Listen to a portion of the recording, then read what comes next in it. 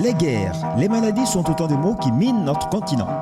Le défi de l'Afrique est une émission qui apporte conseils, suggestions et solutions pour mieux vivre en Afrique. Fidèles auditeurs et auditrices, bonjour et bienvenue au défi de l'Afrique. Dans le défi de ce jour, il sera question du métier de la menuiserie. En quoi consiste la tâche du menuisier? À quel moment le menuisier intervient dans la construction? Qu'en faire appel à un menuisier? Pour répondre à toutes ces préoccupations, nous recevons aujourd'hui M. Kofi Bernard qui est menuisier de formation.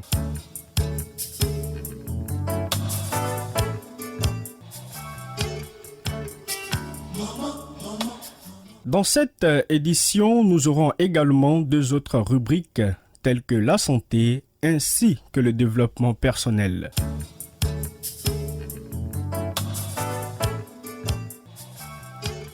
À la console technique, Emmanuel Mobitang, à la réalisation Trans World Radio, au microphone David Sango.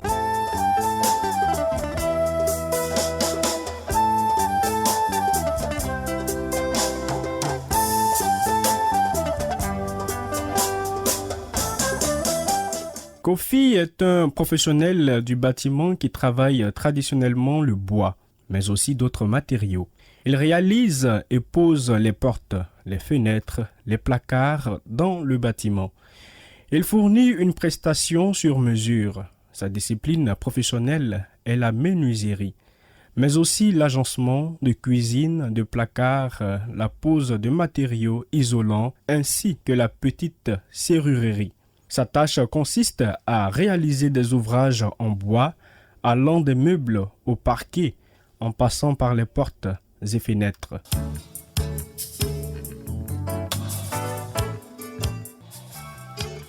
Comment es-tu arrivé à la menuiserie? Bon, c'est par rapport à ma d'études.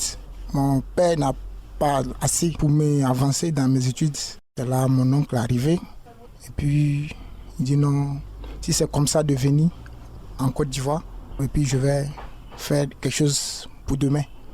Bon, c'est à cause de ça que je suis arrivé à la menuiserie. Vous êtes Togolais? Je suis Togolais.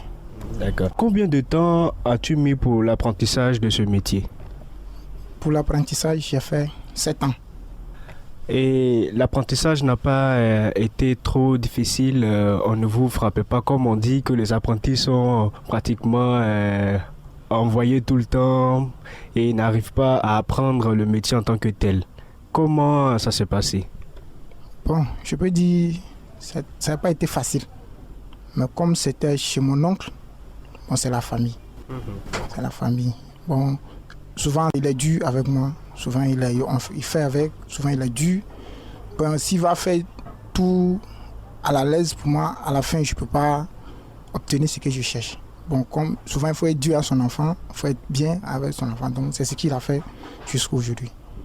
Étant apprenti, as-tu pu avoir un peu d'argent quand tu rentrais le soir à la maison? Bon, je peux dire, dans l'apprentissage, on a droit seulement un dimanche. Pour les apprentis. Dimanche, tu viens, tu as ton petit business, tu fais des caisses, des tabourets. Comme ça, c'est pour nous les dimanches. Uniquement que dimanche. Sinon, le reste des jours, ça ne concerne que le patron. À quel moment tu as décidé de quitter l'atelier de ton patron? Bon, pour quitter l'atelier de mon patron, quand il y a eu mes 7 ans, lui-même, il m'a appelé. Il me dit, bon, où tu es arrivé? C'est arrivé à l'âge de ne plus être apprenti. Bon, il a vu que sur le terrain, je me battais beaucoup. Bon, il a vu, il dit non, si c'est comme ça, il va me libérer. Je n'ai pas refusé, bon, tout ce que Dieu fait, bon. Donc il m'a libéré. Bon, moi je l'ai remercié avec 1 an. Donc ça fait 8 ans. 7 ans, j'ai fait un remerciement de 1 an avec lui. Quand il m'a envoyé au chantier, bon, au lieu d'apprentissage, je suis devenu contractier avec lui. C'est en même temps la famille, mon oncle, bon, et puis bon, on avance.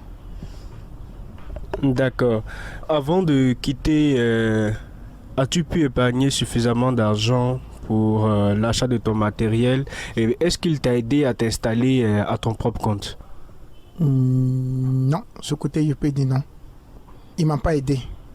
Mais Dieu, il voit tout pour chacun. Il ne m'a pas aidé, mais moi, je me suis en sorti. Présentement, je n'ai pas un coin, mais je suis toujours chez lui. On travaille ensemble, on est toujours ensemble, mais je n'ai pas un coin pour le moment. Avant de quitter, je n'ai pas assez de l'argent pour trouver un coin pour m'installer. Ok. Quels sont les éléments que tu utilises pour travailler? Bon, première étape, un ouvrier doit avoir son maître. Un cultivateur ne peut pas aller au champ sans machette. Un menuisier doit avoir son maître. Le maître, à part ça, il y a 2 tournevis, marteau, tenaille, la scie, rabot, tournevis français, américain. Et puis bon, le reste, ça vient au fur et à mesure.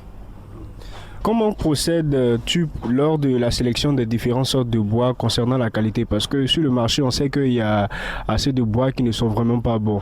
Comment procèdes-tu vraiment dans la sélection de ce bon bois qu'on peut trouver sur le marché? Actuellement, le bon bois est rare, c'est le bois Iroko. Après le bois Iroko, c'est le bois rouge. À part les 2 bois, il y a un bois on appelle bois bété, mais lui aussi actuellement il est rare. Lui, on ne le trouve même pas même. Mais le bois actuellement, c'est le bois Iroko qui est là actuellement. C'est ça qui est le bois cher et puis rare à trouver. Ah, d'accord. Donc le bois d'Iroko est le bois de qualité. Maintenant, quels sont les meubles que Kofi fabrique? Moi, je suis un menuisier ébéniste. Je fais les lits. Tu as parlé de menuisier ébéniste. Quelle est la différence? Il y a menuisier ébéniste et puis menuisier coffrage et puis charpentier. Menuisier ébéniste, si on fait la construction est finie, c'est le charpentier qui fait les toitures. Et puis coffrage, ça c'est aussi c'est le coffrage aussi à part de charpentier. Bon, ébéniste, la maison est finie. Bon, moi je viens, je meuble la maison. La porte, les cadres, les lits, placard télé, placard de cuisine. Bon, moi, je fais la meuble de la maison. C'est ça qui est côté ébéniste. On a tendance à dire que les hommes de métier ne respectent pas le rendez-vous fixé. Fais-tu partie de ces personnes? Bon, on ne peut pas dire que je suis bon tellement. Mais souvent, il y a des rendez-vous, je rate. Et puis, il y a des rendez-vous aussi, je respecte. Avant le délai même, je livre. Avant le délai, il y a d'autres aussi. Ça devient des difficultés à la machine. Le bois, on ne trouve pas. Bon, ça nous envoie à faire bon, les rendez-vous aussi se ratent de ce côté aussi. Mais si tu expliques le client, avant le jour, il comprend. Mais si tu ne l'as pas expliqué, bon, c'est là qu'il met le client en difficulté. Bon, il te dit que vous êtes toujours fautif. Combien de temps tu mets pour fabriquer une porte? Une porte, je peux prendre pour la finition totale. Pour une porte, je prends 5 jours pour faire la finition d'une porte. 5 jours pour la finition d'une porte? Oui. D'accord. 2 enfants jouent dans un coin de maison, bien loin des regards, se changeant leurs secrets les plus profonds, que nul ne doit savoir. Et cette amitié qui les unit s'étend ne fit que s'accroître au cours du temps. Et si nos chemins se séparent aujourd'hui, comme une évidence, si la vie suit son cours à l'infini, avec insouciance, ce qui m'importe surtout de savoir, c'est que tu demeures auprès du grand roi. Oh, oh, oh. Non, jamais je ne pourrai oublier cet tendre souvenir qui continue de se passer au sein de mon esprit. Je prie le Seigneur de conserver ta vie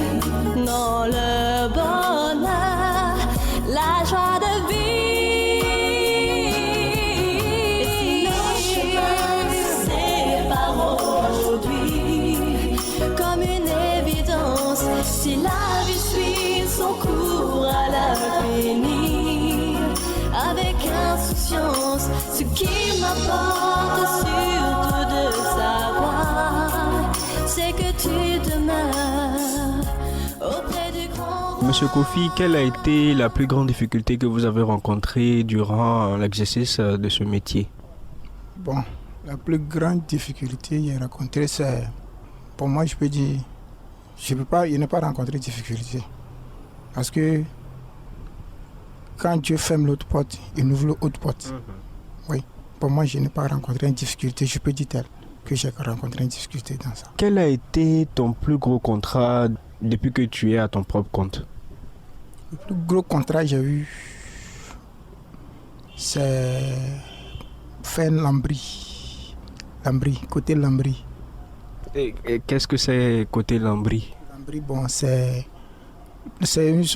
plafonnage. Plafonnage. Oui. Pas avec le contreplaqué, mais avec Lambry emboîté. Oui. Mais pas avec du contreplaqué. C'est ça que j'ai eu comme travail. Je peux dire, depuis que j'ai fait mon métier, c'est ça que je peux avoir. Pour un métier, c'est ça que j'ai eu quoi, comme un travail global. On peut dire, lui, il a travaillé aujourd'hui, il a eu tel somme. C'est Lambry, côté Lambry. Okay.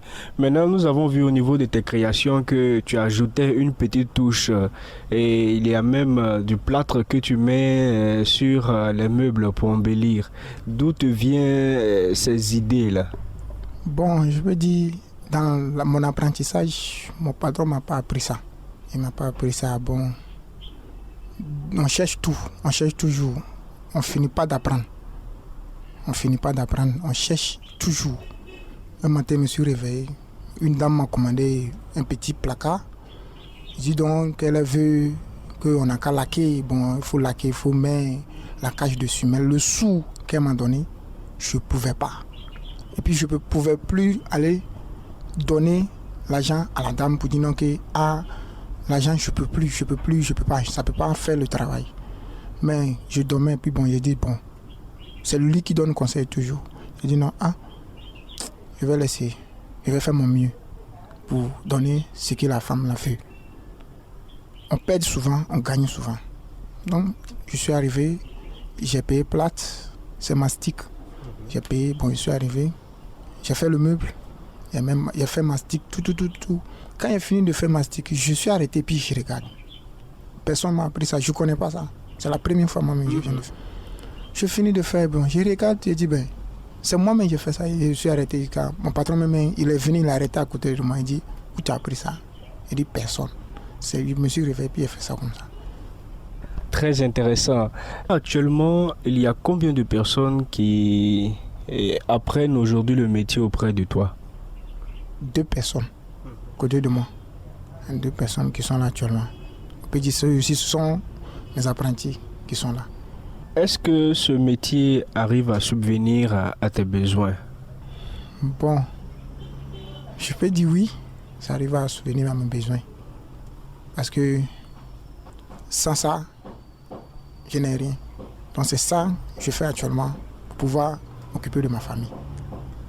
T'occuper de ta famille, ça veut dire que M. Kofi est marié? On peut dire ça aussi. Pour le moment, il vit avec une femme, mais on n'est pas encore mariés, légal à la mairie ni à l'église pour le moment. Quels sont tes projets futurs? Ce que tu envisages de faire plus tard? Mes projets futurs, c'est devenir un homme d'affaires. Ben, je voyage beaucoup. Moi, j'aime beaucoup voyager. Je veux voyager. Payer les choses pour aller vendre dans l'autre pays. Bon, l'homme d'affaires, quelqu'un qui ne reste pas sur place. C'est mon projet qui est là. C'est seulement, vraiment, ce projet, ça me tient au cœur. Ça me tient tellement au cœur que ce projet, je vais réaliser ça. Je vais réaliser ce projet par la grâce de Dieu. Ce projet, je vais le réaliser. Donc tu comptes aussi ouvrir un grand atelier où tu vas prendre des gens pour travailler et puis bon... Oui, je ne vais jamais oublier mon métier. Mon métier, je ne vais jamais oublier. Parce que si je voyage, je peux aller dans un pays. Arriver là-bas, il n'y a rien à faire. Mais si je connais quelqu'un qui attrape ci, qui coupe ci, je sais que le monsieur, il a marteau dans sa main. Bon, je vais approcher de lui. Bon, je peux me dépanner là pour quelques jours parce que je connais mon métier. je vais faire un grand cœur. Ça, je ne vais jamais oublier pour déposer pour demain. Parce que tu es un homme d'affaires, tu peux aller jusqu'à revenir. Bon, tu fais ton coin propre, tu déposes. Et puis bon, ça roule. On est là. D'accord. Avant de nous quitter, quel conseil tu as à l'endroit de la jeunesse qui t'écoute? Ceux qui sont encore hésitants, qui paraissent un peu pour venir apprendre un métier. Quel conseil tu as à l'endroit de ces personnes, de ces jeunes? Bon, dans la vie, il y a du haut et du bas. Il y a des frères, je vois, ils sont là, demandent, donne-moi 100 francs, donne-moi 150, donne-moi 1000 francs. Bon, moi, je peux te donner. Aujourd'hui, je vais te donner. Demain, tu vas me demander. Demain, tu vas me demander. Après demain, jusqu'à... Mais souvent, il te dit, mon frère, fais quelque chose. Ce que tu fais, tu demandes. Tu tends la main, tu demandes, tu tends la main, tu demandes, tu demandes. Tes 10 doigts de la main sont complets. Fais quelque chose pour pouvoir te faire sortir dans les difficultés. Mais si vous êtes là, donne-moi, donne-moi, donne-moi. Vraiment. Frère, toujours tu vas demander, toujours tu vas demander. Dieu a dit, un homme mangera à la sueur de son front. Bon, prends un conseil sur cette parole-là. Ça va t'emporter beaucoup de choses dans ta vie. Et crois toujours à Dieu, qu'il peut tout faire pour toi. Merci Kofi de t'être prêté à nos questions. Que de bons conseils à l'endroit des jeunes. Il ne faut pas baisser les bras, croire en soi-même.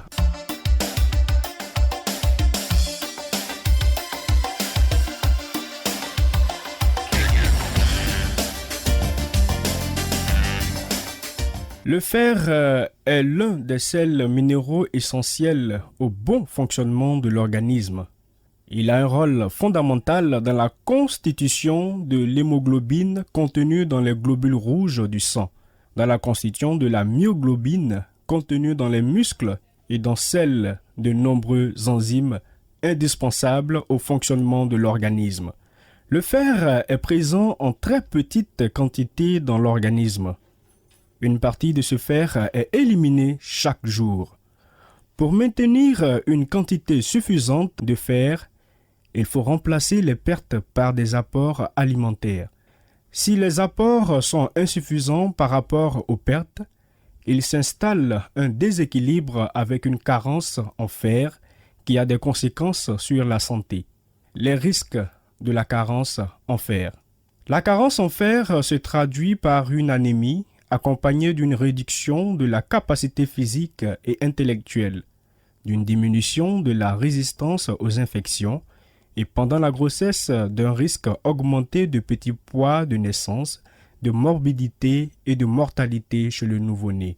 Dans beaucoup de pays en développement, l'anémie par carence en fer est un grave problème de santé publique qui touche dans certains cas la moitié des femmes et des enfants. Il y a plusieurs degrés de déficience en fer. La carence en fer la plus visible est l'anémie, qui peut donner des signes cliniques, pâleur, essoufflement, fatigue, etc. Cependant, le diagnostic de carence en fer se fait surtout par des analyses de sang. En plus de la mesure de l'hémoglobine, on peut mesurer les réserves en fer de l'organisme par le biais d'autres indicateurs et détecteurs des déficiences modérées en fer. C'est important car, en dehors de l'anémie, et donc sans signe apparent, la déficience en fer peut aussi avoir des conséquences négatives sur la santé, notamment sur une réduction de la capacité physique à l'effort, une diminution des performances intellectuelles, une moindre résistance aux infections et causer des perturbations au cours de la grossesse. Un équilibre à tenir. L'équilibre du statut en fer est très dépendant du niveau des besoins en fer de l'organisme, qui varie au cours de la vie, voire apport conseil en fer. Ces besoins sont plus élevés chez les adolescents et chez les enfants, du fait de la croissance rapide. Les femmes de la puberté à la ménopause du fait des pertes supplémentaires en fer dues aux menstruations. Les femmes enceintes à cause des besoins du fœtus et des transformations de l'organisme de la femme. En fait, la couverture des besoins en fer est moins facile à réaliser qu'on peut le croire. Des études récentes ont confirmé ce problème. Pour une partie importante de la population, les apports en fer sont insuffisants car la concentration en fer de la ration alimentaire est trop faible. Même dans un pays d'abondance, il existe donc des problèmes d'anémie liés à des carences alimentaires.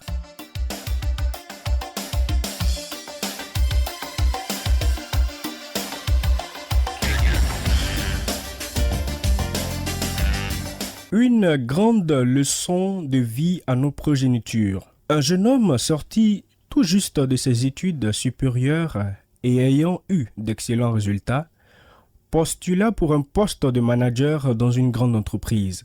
Il passa le premier entretien avec succès et ensuite eut un entretien avec le directeur qui devait prendre la décision finale. Celui-ci remarqua sur le CV du jeune homme que ses résultats étaient excellents.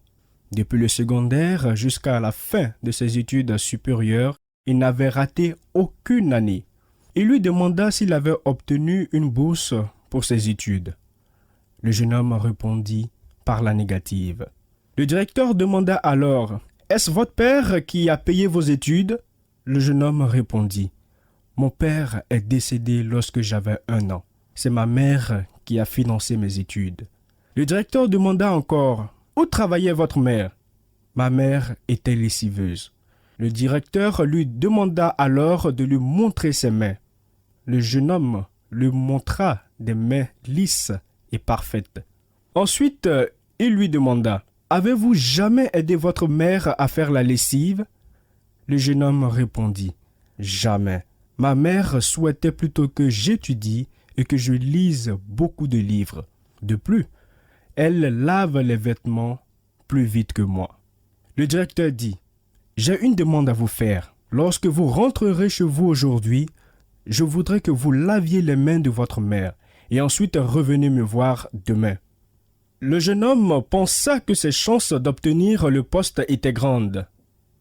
Lorsqu'il rentra chez lui, il demanda joyeusement à sa mère de le laisser lui laver les mains. Sa mère eut alors un sentiment mitigé, joyeuse mais gênée. Elle tendit ses mains à son fils. Le jeune homme commença à laver doucement les mains de sa mère et ses larmes coulaient pendant qu'il accomplissait ce geste. C'était la première fois qu'il remarquait que ses mains étaient si ridées, qu'elle avait autant de bleus.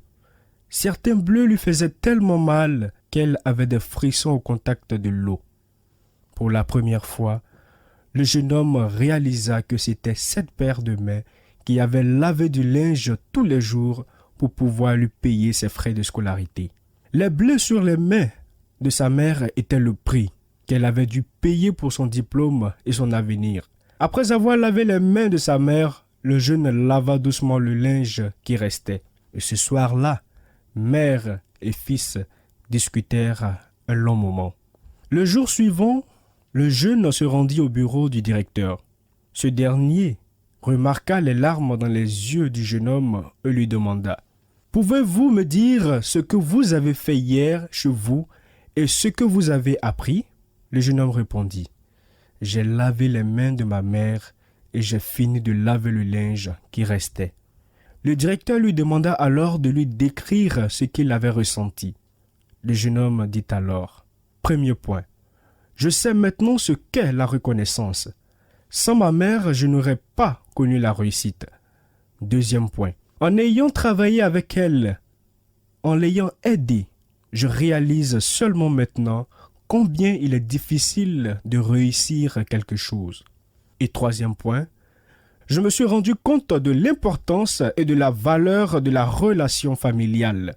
Le directeur dit alors, c'est ce que je recherche exactement en mon futur manager. Je veux recruter une personne qui apprécierait le travail des autres, une personne qui comprendrait les difficultés des autres à accomplir certaines tâches, et une personne qui n'aurait pas l'argent comme seul but dans la vie. Vous êtes embauché.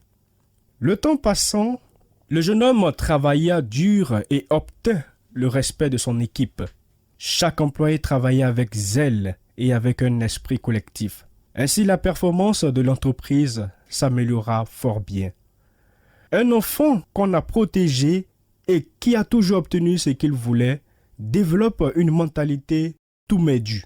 Et il pensera toujours à lui en premier. Il ignorera les sacrifices de ses parents. Lorsqu'il commencera à travailler, il exigera que chacun l'écoute et lorsqu'il deviendra manager, il ne comprendra jamais les souffrances de ses employés et blâmera toujours les autres. Ces employés, ces personnes qui sont peut-être très bonnes au niveau académique, vont réussir pendant un moment, mais ne connaîtront pas le sentiment de satisfaction. Elles se plaindront sans cesse et seront remplies de haine. Si nous sommes des parents protecteurs, est-ce réellement de l'amour pour nos enfants ou bien sommes-nous plutôt en train de les détruire? Vous pouvez très bien vivre dans une grande maison avec vos enfants, leur donner de la nourriture, de la bonne nourriture, les laisser regarder la télé dans un grand écran, mais lorsque vous coupez l'herbe, laissez-les vous aider pour qu'ils en aient l'expérience. Après le repas, laissez-les laver leurs assiettes et bols, tous ensemble entre frères et sœurs. Cela non pas parce que vous n'avez pas les moyens d'engager quelqu'un pour le faire, mais seulement parce que vous devez les aimer dans le bon sens. Aidez-les à comprendre les choses. Combien vous pouvez être riche, un jour, les cheveux griseront aussi, tout comme ceux de la mère de ce jeune homme. Le plus important est que vos enfants apprennent à apprécier l'effort et à expérimenter les difficultés.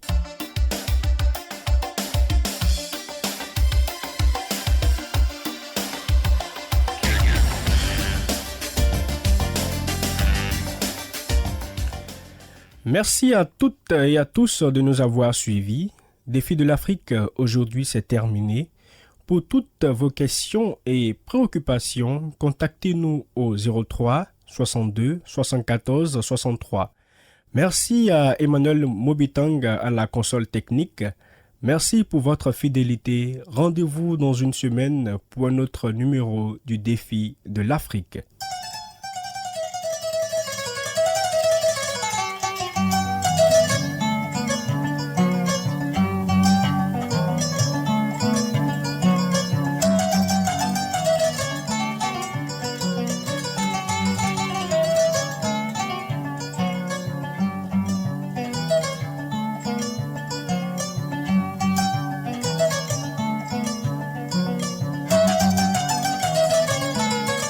Vous venez de suivre le Défi de l'Afrique, une émission de développement pour le mieux-être de l'Afrique.